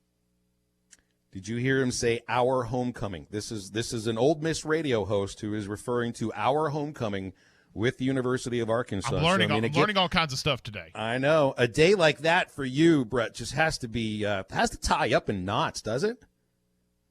It does, but I love both places. It's such fond memories. I love this rivalry. I grew up on it. I grew up loving the Razorbacks, as I still do. I grew up loving Ole Miss, as I very much do now. I grew up a huge Archie Manning fan, and the Sugar Bowl in 1970, we got to watch it on my grandmother's color TV, which made it even more special. And everybody knows that's a lifetime ago when you talk about color TV. And a lifetime ago, guys, people may not believe this now, but this was the biggest rivalry for both of these teams. Yes, there was a time that Arkansas fans wanted to beat Ole Miss more than they did Texas, and there was a time that Ole Miss fans wanted to beat the Razorbacks more than they wanted to beat LSU. Well, certainly Arkansas fans would like to beat anybody these days, and after the win over Mississippi State and then having their hearts ripped out and showed to them and then told to like it by the SEC office this last Saturday, I think they're drooling for another one. So let's talk about your head coach here, because I would say that the two coaches that seem they have fit the fan bases in this league, the new hires, better than anybody, are the ones that are facing off at Razorback Stadium this weekend, because Sam Pittman just comes off like an Arkansan with tons of pride in the program and very honest spoken, and is about toughness on the offensive line. And I don't know, from my perspective, I think from a lot of our perspectives here in Arkansas, Lane Kiffin was about the perfect hire for Ole Miss. And when you watch the way they played these first 3 weeks, at least offensively, I guess you'd have a difficult time arguing against that. I think both fan bases should be very pleased with their first-year coaches. Both have won games. Both have won games on the road. Arkansas really probably should have 2 wins, but the horrible call went against them. They did a lot right in that game to not get a win out of it. And both of these fan bases sitting at 1-2, are pretty darn pleased. Somebody will be really pleased late Saturday because someone's going to be 2-2, and you look at the rest of the schedules for both, it can really break right for each of them and get to 5, maybe 6, who knows, maybe more wins, and get a bowl bid, and not just the SEC privilege bowl bid this year where everybody could go. I mean, there are bowls out there that would take Arkansas and Ole Miss because of their fan bases and their bowl histories, no matter what the records are. But the winner of this game can do it kind of with the right way, with some dignity, and go to a bowl having earned it instead of just being handed to them. And I think Saturday sets up as a classic offense versus defense game with Barry Odom on the defensive side and Jeff Levy on the Ole Miss offensive side. And I know Barry Odom pretty well from his days at Memphis, and he was the coordinator on the defensive side to hire last year, and Sam Pittman got him. And it's not a lot of fun right now being a defensive coach because everything is made for the offense. It's what TV wants. It's what fans want. And it's what we're mostly getting. The 3 game plans that Barry Odom has had drawn up and the execution of those 3 game plans, it has been a masterpiece. Nothing short of miraculous what he's done. And I mentioned that Crip Hall award winner to the senior. Right now I've got circled Grant Morgan to win that. When I look at this Arkansas defense, I see 4 or 5 guys out there that really like to bring it and are old classic Razorback tackling thumper style football players, and I like that. We've got Brett Norsworthy here with us on halftime. Brett, you bring up defense in the SEC, and I'll bring it back to Arkansas Ole Miss in a second, but what do you think's attributing to just the lack of defense? And it's not necessarily just with Ole Miss or Alabama, any team. The defense for the SEC this season's been very bad. I mean, to be completely blunt, I mean, what do you think's really attributed to the lack of defense in the SEC so far? It was stunning, both opening day against Florida and last Saturday against Alabama. I mean, you watch both of them in pregame, and you see those players on defense. And the Almighty just don't make many big men like that also can run like that. And then the game starts, and Florida and Alabama both were not very physical. It wasn't very nasty, and it was hard to believe. I think the odd year that we've had, spring and the fall camps that we had have attributed to it. There's not a lot of tackling drills anymore in football. Oddly enough, in football, the school most associated with the most common football drill in the history of the sport. Little League football teams run the Oklahoma drill, and the team that it's named for may be the softest team out there, Oklahoma. That's a good way. That's a guy from Arkansas right there. That's what I heard. That's fantastic. I love it. Brett, I also wanted to kind of get your opinions on, we've seen a lot of injuries, particularly here with the Razorbacks. We don't know the statuses of Rakeem Boyd and a bunch of Grant Morgan possibly being out, Bumper Pool, just with a lot of injuries, not necessarily just with Arkansas, but across the board. I'll phrase it this way: what do you think's attributing to so many injuries? Is it the lack of preseason and summer ball? Is it just one of those weird things that goes along with 2020? I mean, what's leading up to so many injuries? Well, I think it's a lot of those things, and you can throw about anything into the hopper for 2020. Whew. Yeah. Man, New Year's Eve, everybody should celebrate like Prince begged us to in the song 1999. Good riddance 2020. But I think when you don't practice it, then when you do it for 3.5 hours on game day, that it's going to lead to that. And we've noticed those injuries on the Arkansas defensive side. But I love how aggressive they're playing and what solid tacklers they are. And it just proves once again that John Chavis stole more money than Frank and Jesse James ever did. You got that right. When you look at Ole Miss and Arkansas, this matchup coming up, I think it's going to be a big-time offensive matchup on both sides of the ball. But I want to focus on the Ole Miss defense we talked about just allowing so many yards defensively. What's the problem right now with this Ole Miss defense allowing nearly 300 yards passing and 300 yards rushing a game? Well, it goes back to the recruiting, and some people may say, boy, that guy will blame Hugh Freeze for about everything, and they mostly would be probably right on that. But Hugh Freeze's recruitment of a 25-person signing class was basically saying 20 wide outs, 2 quarterbacks, a tailback, and a linebacker, and if I'm leaving somebody out, maybe another offensive player. And that just finally caught up with the roster attrition, the personnel on defense. It's not DJ Durkin's fault. It's sure not Lane Kiffin's fault. And I think in time, DJ Durkin will make it a really good defensive coordinator at Ole Miss. Of course, the much publicized travails he had at Maryland, but he's a good football coach. He'd been in the SEC before, but right now he just doesn't have the personnel. We haven't had that many injuries on the defense for Ole Miss, and we can't afford any because, frankly, right now you got to be honest about it. If you're the backup there, whoo. Yeah, good point. Good point. Hey, one thing that's amazing about this offense for Ole Miss, Brett, is that it's not that they hold on to the ball for very long. What are they averaging, like 28 minutes of possession per game? But yet you'll hear Lane Kiffin and the opposing coaches talk about we are tiring the other defense out by the length of our drives, by how quickly we snap the ball, and by the length of some of the plays. It's that and the fact that they never turn it over. So, and these things, I didn't realize you would have an exhausted defense when that team holds the ball more than Ole Miss does. But there's something about that offense that just tires teams out. Well, it's tiring out 2 defenses. I think it's tiring out the opposing defense and his defense and the Ole Miss defense. And Saturday night when we were doing post game, I thought the number that jumped out at me the most, to play Alabama, give up 63 and not turn the ball over. If it had been a comedy of errors, my goodness, Bama might have gotten 100. I jokingly said we do an overreaction segment on Monday, and last night I did mine that whenever LSU and Ole Miss plays, winner gets 100. Oh, and it's sad that you're probably right, though. I mean, what do you think this, like, okay, so we'll bring it to Arkansas Ole Miss. Is it pretty much the highest scoring team is going to win, or what do you think the difference will be in Arkansas Ole Miss this Saturday? I think the box score nugget, of course, the best one's the final score. That always tells you who wins. But the box score nugget, I think, to keep an eye on Saturday when we see it after the game, let's see how many times the punters have been out there. Because so far in most of the Ole Miss games, the punters have been the first to the hot water because they haven't been used very much in the game. Saturday, I think for Ole Miss to win the game, they've got to make Arkansas punt 5, 6, 7 times. And with the way the Razorback special teams have performed now for a while, might need to either block one of them or return one of them pretty far.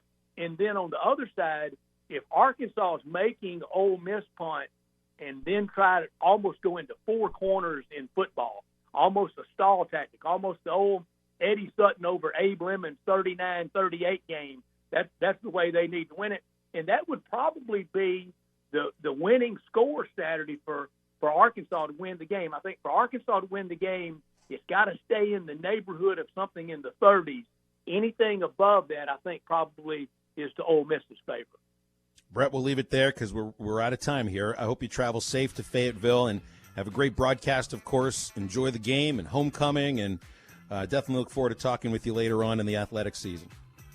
I will. Thank y'all so much for having me. Thank you. You got it. That's Brett Norsworthy of Ole Miss Athletics, Arkansas graduate, and boy, is he going to be a little tied up on Saturday or not. Here's one very interesting piece of the Ole Miss stat sheet, and you talk about punts. They have played in 3 games, 3 full games. There have been a total of 15 punts in those 3 games. Ole Miss has punted 10 times. Their opponents have punted 5 times in 3 games. And for Arkansas fans, you already know.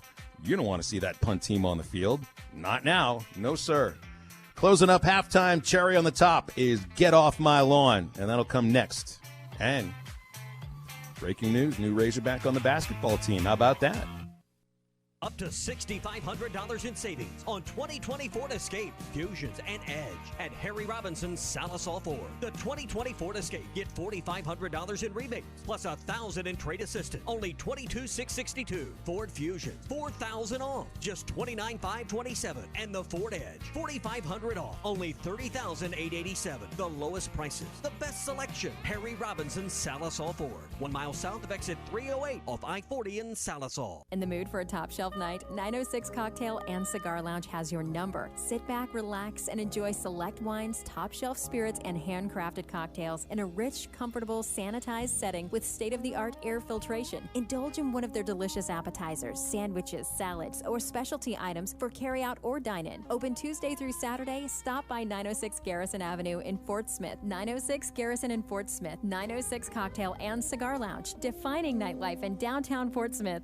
Fall is here, and fall fishing is a great way to get outdoors and enjoy the fall season. Jelco Outdoors has all the gear to make your day on the water a success. Rods, reels, bait, clothing, footwear, and much more for the angler. Just arrived. A new shipment of Old Town canoes and fishing kayaks. You can paddle or pedal, or now the new fishing kayaks with trolling motors. Check out the new Old Town kayaks at Jelco Outdoors. And remember, a great day fishing begins at Jelco Outdoors, 4600 South Zero in Fort Smith.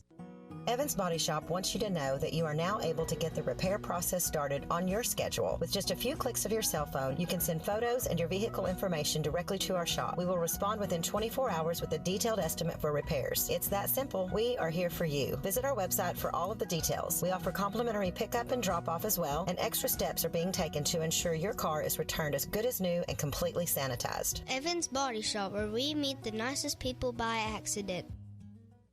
Standard Materials Group has immediate openings for ready-mix drivers in the Northwest Arkansas area. If you have a CDL license without an automatic restriction and want to be home every night, want to work with a company that offers great pay, benefits, and a great team environment with growth opportunities, apply today at jobs.crh.com. Again, that's jobs.crh.com. Standard Materials Group is an equal opportunity employer. This is Brett Good, former Razorback and Super Bowl champion with the Green Bay Packers. Everyone loves to be on a winning team. That is why I have joined Henderson Phillips Employer Solutions. Henderson Phillips can help you tackle all your employee benefit, health insurance, and staffing management solutions. Plus, I can help you with any commercial or personal insurance need. Come join my team at Henderson Phillips. Call me, Brett Good, at 479-651-2292. That's 651-2292. Green RV in Van Buren is having their last sale of the year. Despite COVID-19's best effort, we are still getting in new trailers in weekly, and they are marked down as soon as they hit the lot. Browse Green RV's selection of Forest River, Dutchman, Thor, and Coachman products and pick out the best fit for you. You can buy with ease knowing that your new purchase comes with free maintenance for life. Once you're ready to hibernate for the winter, bring your camper into us for deluxe winterization specials, starting at just $99. Green RV will work on all makes and models, and don't forget that all their accessories are installed for free. The Green RV Center in Van Buren, your friends in the RV business. Hello, sports fans. I know you are ready for sports to return. Hi, this is Sherry Traylor with Floyd Traylor Honda, and we have been proud to be your local hometown dealer for over 43 years. Come out and see us at 3200 South Zero Street and see all of our models we have in stock. Or give us a call at 479-434-5975. And you can check out our full inventory online at trailerhonda.net. And remember to please buy local. This is ESPN 95.3.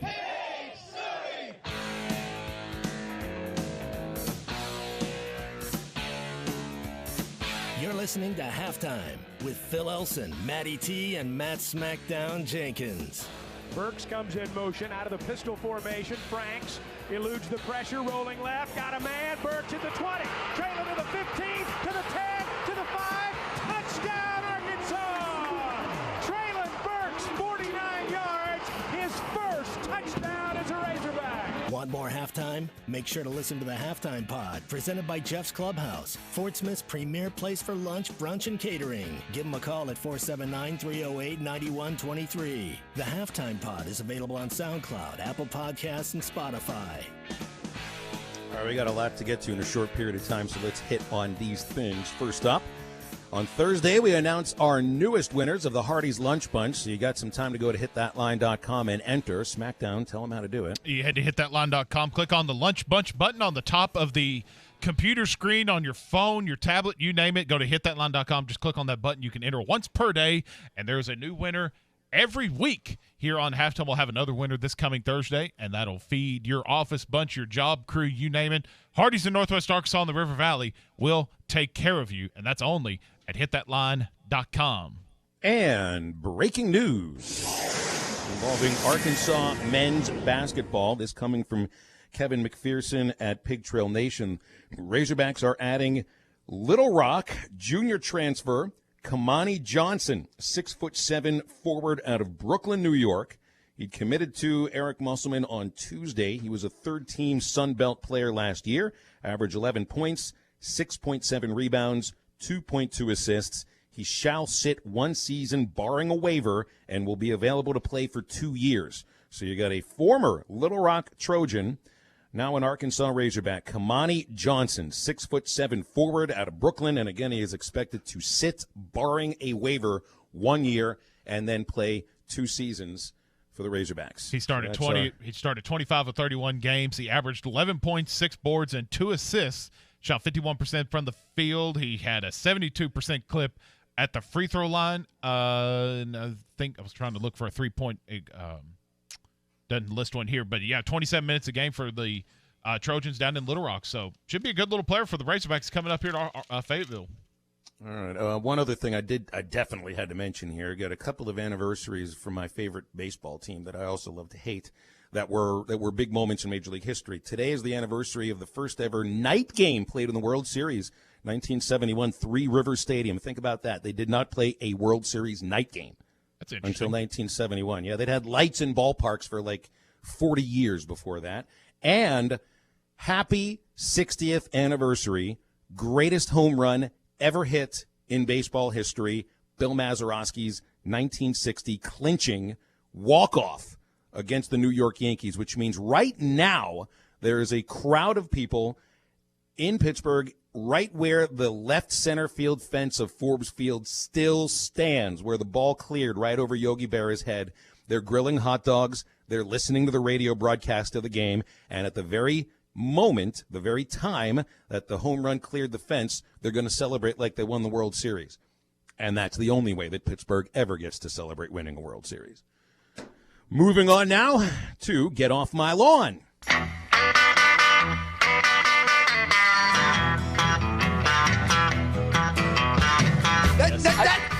That is blasphemous. That is blasphemous. How dare you? How dare you say such a thing? That is insanity. You're talking like a song from The Lion King. Stop that. It makes no sense. Why would you say something so controversial yet so brave? Just when I think you've said the stupidest thing ever, you keep talking. This is ridiculous. I'm calling my supervisor. You're not going to amount to jack squat. Get off my lawn. All right, SmackDown, you're up first. And you've got this knockout that I saw Saturday night. My goodness. So, ouch. Yeah. Still hurts just thinking about it. I didn't get the sound clipped up, but if you haven't seen it, I'll retweet it on my Twitter page at MattJenkins44. You guys can check this thing out. I might have already retweeted it. I really don't know. The Get Off My Lawn part is without a doubt in my mind, the greatest knockout in UFC history. This is Joaquin Buckley. He hit a spinning heel kick. I don't even know the guy he knocked out, but I probably should have known his name. He picked up his heel, and then he hit the spinning heel kick on this dude, and he looked like Charles Barkley in Space Jam. When he got hit, he just went limp. Beautiful. Oh, my God, it was gorgeous. Oh. What made it such an amazing knockout was that the guy who got knocked out caught the original kick. Yes. And thought that was it for, about 4 seconds or so. Not so much. Oh. Next thing you knew, the other foot was right in his nose. Woo. And I don't think he remembers much after that. So, God, I hope he's fine. I hope he's good. But Joaquin Buckley, you have the greatest knockout in the history of the UFC. And if you disagree with me, you can get off my lawn. All right, so I don't. I agree with you. And I guess I don't watch enough UFC to really generate an opinion about it one way or the other. All right, I've got a few words that I would like to have not just off my lawn, but out of my life and out of my vocabulary permanently. I'm going to say these will be words you never hear me say about myself. So this is in the halftime. Somebody else. These will be in the halftime rules for how you live your life, not just how we do the show. I won't say these words about me or about you on our show. There are other sports hosts that might do so. Other people that might do so, but it's not going to be me, all right? All right. I will never refer to the grind of myself here, all right? What are we, coffee beans? Are we chuck steak? Please stop being impressed with how hard you think you work, especially if it's really just sitting around and and whatever. Being a parent's not a grind. I understand it's frustrating and all that, but please stop being so impressed with yourself. Get out of using the word grind. You want to say you work hard? Fine. Nose to the grindstone, you end up not having a nose at that point. So stop using that word. I won't ever refer to it. Anybody that ever tells me they're living their best life, I'm living my best life. It's a phrase that I usually hear from somebody who was miserable recently and might have actually now finally found something joyful. I won't ever say I'm living my best life. I just really hope to live life and have a smile on my face more often than not. Living the dream. Anybody that ever answers the question, how you doing today? Living the dream. Is a lie. It's not true. That's like the new fine with a stone face. Nobody ever means this when they say they're living the dream. I automatically think they hate their life. You know, Phil, I don't buy it. Yeah, I used to work with the guy, and I would ask him every morning, hey, morning, how's it going? Just saying, how's it going, casually. He would say that every day, living the dream, and it's like, it makes you want to not even say hello. Are you really living the dream? Yeah. Well, like here's part of this gets into deeper conversation about how we have conversations. Anybody that ever asks you how you're doing doesn't really mean that question. No. They don't really care. I tell them how I'm doing. You ask me how I'm doing, I'm going to say, I feel like garbage today. Thanks for asking. Usually when somebody asks you, how are you doing, they mean hello. Yeah, they don't expect you to, lay something heavy on them. Right, so that's what I like to do, to remind them that you just asked a question where there's supposed to be an answer coming through. I'd like to be honest with you, and so if I feel like garbage, I'll tell you I feel like garbage. Maybe you'll feel that you shouldn't ask me that question anymore, and instead next time you'll just say, hi. That works. I'll never ask you how you're doing in the mornings now, Matty T. Good. I'll just say hi. Yeah. Oh, okay. I'll just say hi and then just... So no grind, no best life, no living the dream. Also, when you hear somebody say, here's what nobody else is talking about, these are people that are really impressed with their own level of supposed intelligence. People that think themselves to be different. And they're so deeper they say thinkers things, than the average person. Right. They're much deeper thinkers than anybody else. And so they're always going to make sure that they point that out to you so that they stand apart. But they really don't. You've heard of virtue signaling? You hear somebody said, here's what nobody else is talking about. That's called intelligent signaling. And it doesn't really mean they're smarter than you are. Got another one for you. I'm going to be honest with you. When I hear somebody say that to me, then I'd really stop believing anything they say if they don't say, I'm going to be honest with you. These are phrases I will never say about myself. I'm trying to live my best life and not say any of these things. So, to all these phrases, not to the people who use them, just the phrases for me. Get out of my mouth forever. And for Matty T and SmackDown, this is Phil. Get up, get out, and get better.